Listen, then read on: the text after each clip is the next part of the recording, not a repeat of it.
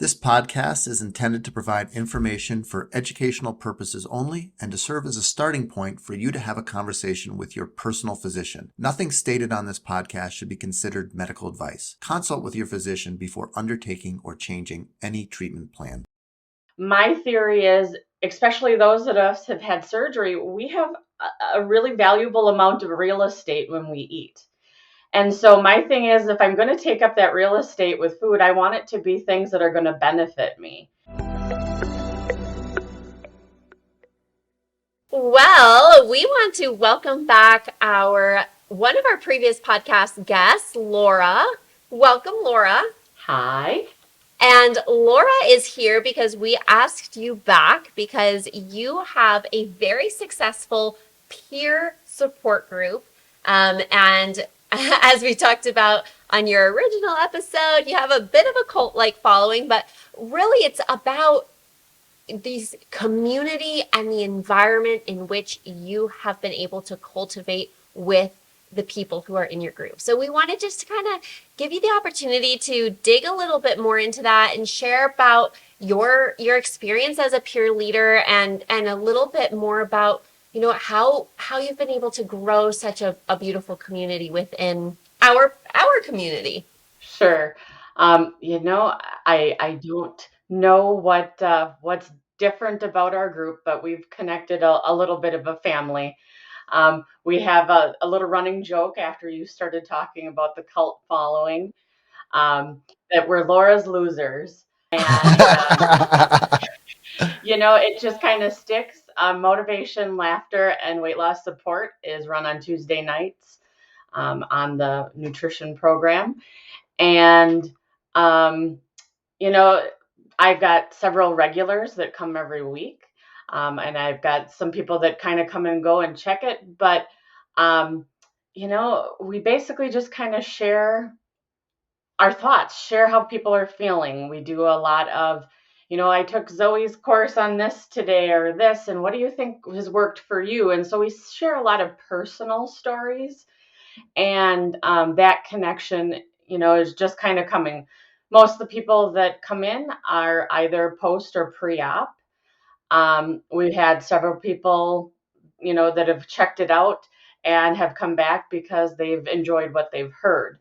I like to run it as if it is my living room and we're just a bunch of friends getting together with something shared in common.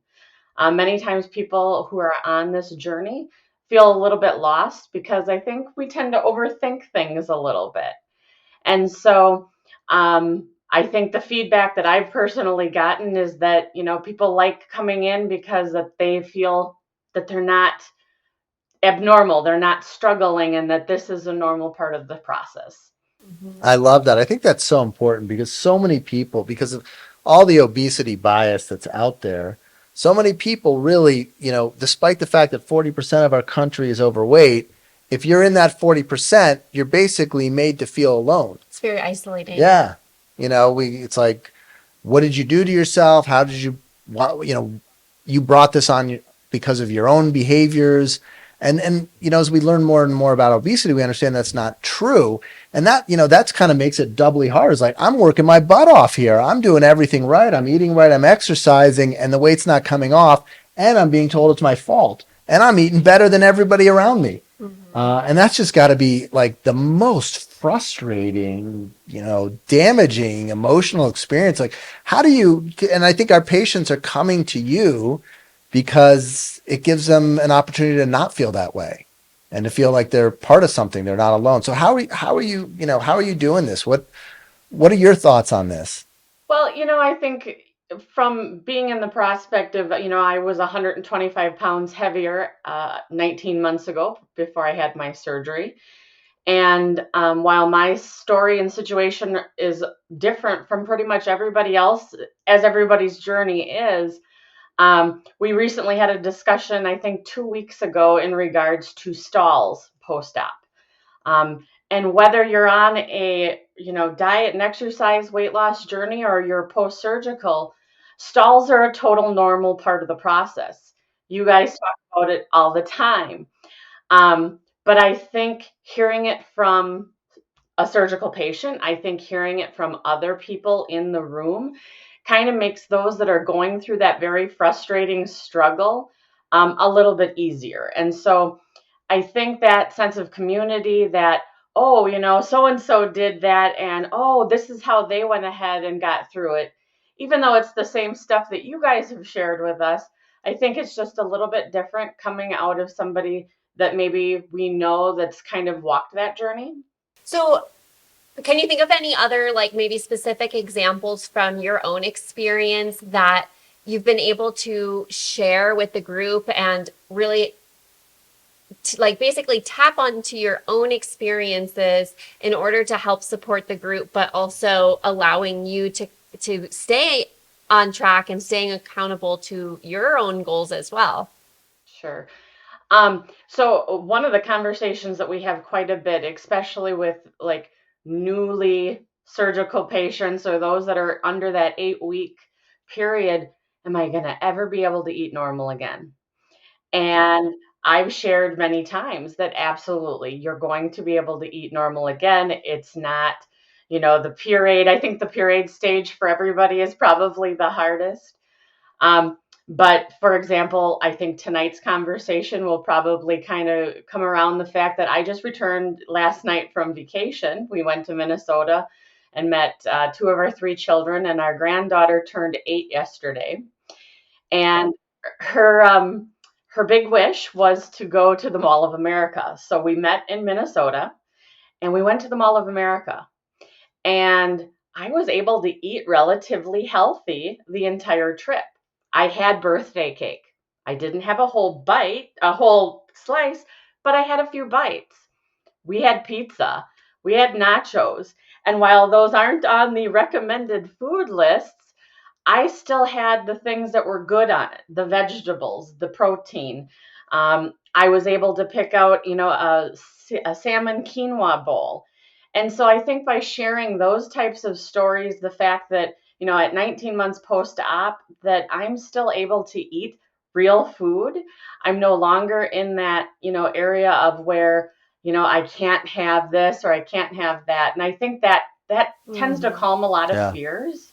And also being able to relate other real life experiences, like you're going to travel, you're going to be at a birthday party, you're going to be around these things, and being able to navigate that with a new mindset, such as you were able to do on your trip to Minnesota of, yes, I'm going to have these things in moderation, mindfully enjoy them, but not feel guilty about it, and also make sure that I'm nourishing my body with those other foods that I know actually make me feel my best, but I'm also able to have those planned indulgences. Yeah, definitely. And it's one of those things. Actually, somebody had reached out to me on Sunday. Um, they've been having a lot of different cravings for things, and I'm kind of becoming the queen of substitutions. I'm learning a lot of different ways of finding, oh, you want this? This is a really healthy alternative. And, I recently made some cranberry orange bread using protein and almond flour. And, Featured on a by recent episode of our podcast. Yeah. Yes. by any means am I not a baker, but I think it turned out pretty good. And honestly, my theory is, especially those of us have had surgery, we have a really valuable amount of real estate when we eat. And so my thing is, if I'm going to take up that real estate with food, I want it to be things that are going to benefit me. And so I try to find those options that still give me that feeling of something indulgent, but yet something at the same time that's really good. So, and because we indulged on our vacation, my husband and I are going to do the metabolic reset tomorrow just to kind of jump back in and, get back on that healthy train, get rid of the, you know, crust and stuff like that we ate. So Laura, what are you seeing people struggle with years out from surgery? I mean, you're talking to people every week.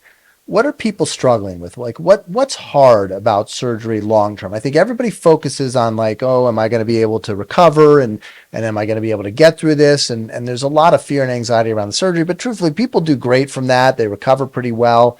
Week or two later, they're kind of, moving in the right direction again. but long term, like what are the issues that are coming up? What are you doing to solve them? What what would people how would people benefit from that community for the long term issue management?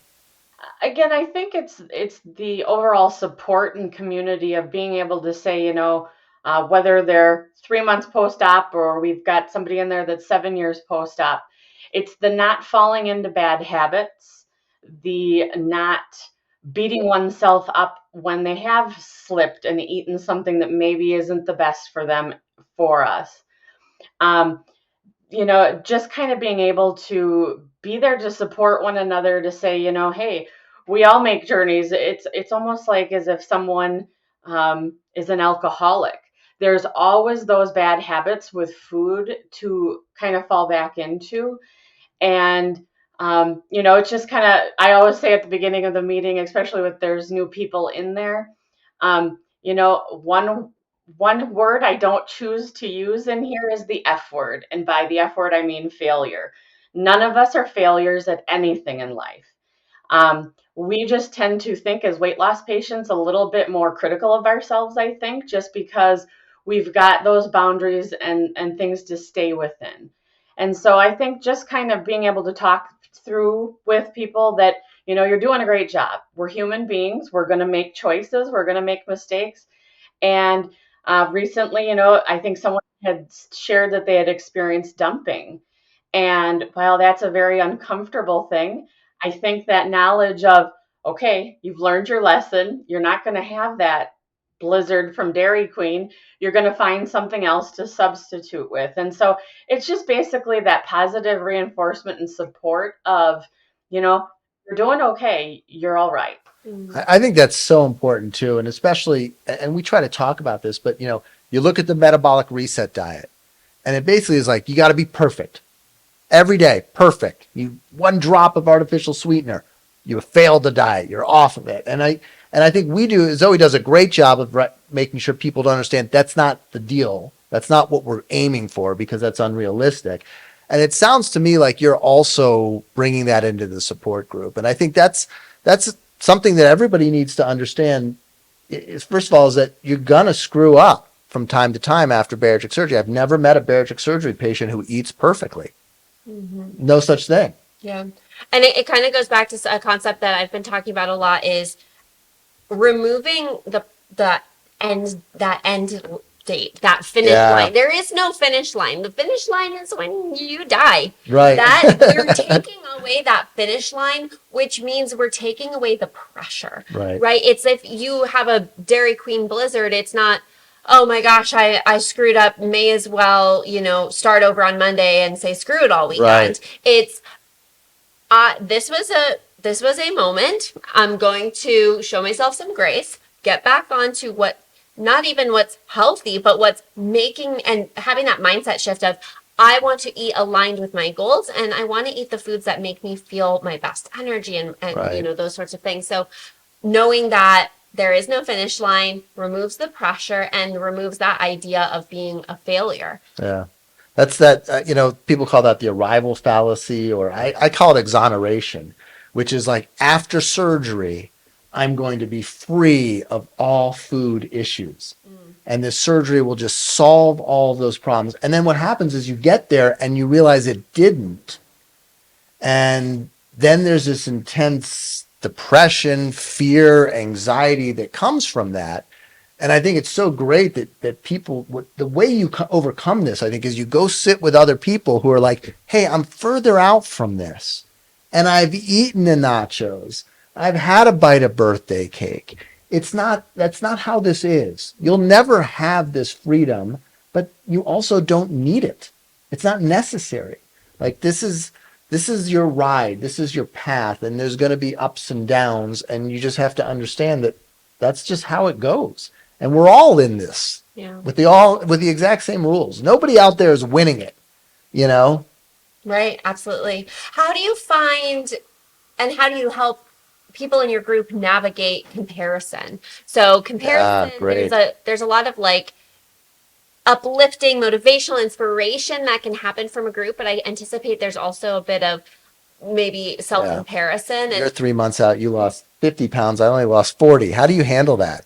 When it's actually, I always get really inspired by the fact how organically our conversations kind of pull. We often refer to each other as family because we become kind of Barry sisters. And every once in a while, a Barry brother jumps in, but it's mostly a gals group that joins in every week. But we're really good at kind of cheerleading each other on just naturally. It kind of comes with, and there are many conversations that we've had where, someone says, well, you've had so much luck, or how did you lose X amount? And really kind of reinforcing that each person's journey is different. My health situations are different than Betty's, and mine are different than Zoe's. um, it's the simple fact of reinforcing the fact that we're not all born with blonde hair and blue eyes. Many of us have red hair and brown eyes, and that's what makes us unique. And unfortunately, the way our internal workings work are very unique as well. And so one person is going to lose weight very rapidly at the beginning of surgery, like I did, for instance, and then it's going to taper out, where other people lose very slowly at the beginning, and then it either kicks in on its own, or with the help of you guys and medication, it kind of kicks back into gear. And so just kind of talking about, hey, reach out to the team, reach out to Zoe, and find out maybe what you need to do. And I think for myself, many times when I've hit that stall period or things are kind of shallowing out, I really believe in tracking. I believe tracking should be done, period. Everybody, even on that's not bariatric, should be really paying attention to what they're eating in a day, because it's real easy to think, this is with me all the time. And while this is a 30-ounce cup, when I have my water in there and my slices of orange or lemon, it's only about 20 ounces of liquid. And so in my head, I think, oh, I put away 3 of these, I got my 90 ounces, when in fact, I have not reached that full amount. And so tracking the food, tracking the protein, all those types of things can go ahead and stop that stall or whatever thing that might be frustrating a person. And so I think just kind of reinforcing the fact that we're all on a different journey, whether it be through weight loss or life, and it's going to change and it's going to be okay. I love that. What a great thought. Yeah. So, all right, looking ahead, maybe for the next year or toward the end of the year, what are some goals that you have for your group?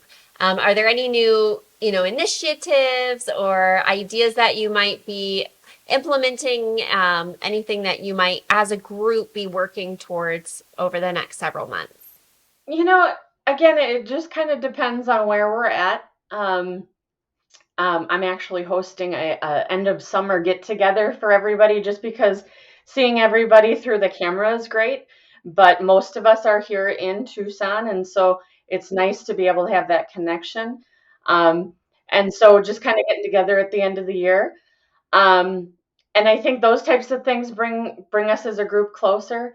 Um, but I mean, there's nothing really critically organized about our group. It's, just kind of what everybody's feeling that week. When we've hit holidays, we've kind of talked about how is everybody feeling going into that holiday. We've talked to people about going on vacations. And so we just kind of really help each other through those types of hurdles. Um, I really don't like to have a plan of what to talk about. I do always have some type of little side discussion ready to go if everybody sits there and really has nothing to chat about, but it doesn't happen often. And so, really, I don't have anything scheduled. Well, I love that idea of a get together. And I just want to shout you out too, because I have talked with a couple different patients who, oh, I just got back from a walk with Laura, or Laura met me for a walk around the park. And you've gone above and beyond. Absolutely. And, your group is successful for many reasons, but the center of it is because it's you. Yeah. And you're the glue that holds it all And together, and the light that is shining for everybody. yeah, and you genuinely care. Yeah. You genuinely care about the people in your group, about your fellow patients. And we love you for that. And we think we're so lucky to have you as part of our program. and are really excited. And think if anybody's out there and is looking for kind of a network of people, you don't have to live in Tucson. You'll miss out on Laura's parties, but you can still join her support groups on Zoom, of course. Yeah. She's on Tuesday at what time? 6:30 to 7:30. Yeah, Arizona time. Yeah. So if you're interested and you want to join in on Laura's group, go ahead and sign up for our nutrition program, and you can find her group on Tuesday nights. Absolutely. Laura, thank you so much for being here. And you're resilient, you're patient, and that was put on full display today as we were having a little bit of technical difficulties earlier. So we really appreciate you and everything that you do for our patients and your group and the practice as a whole.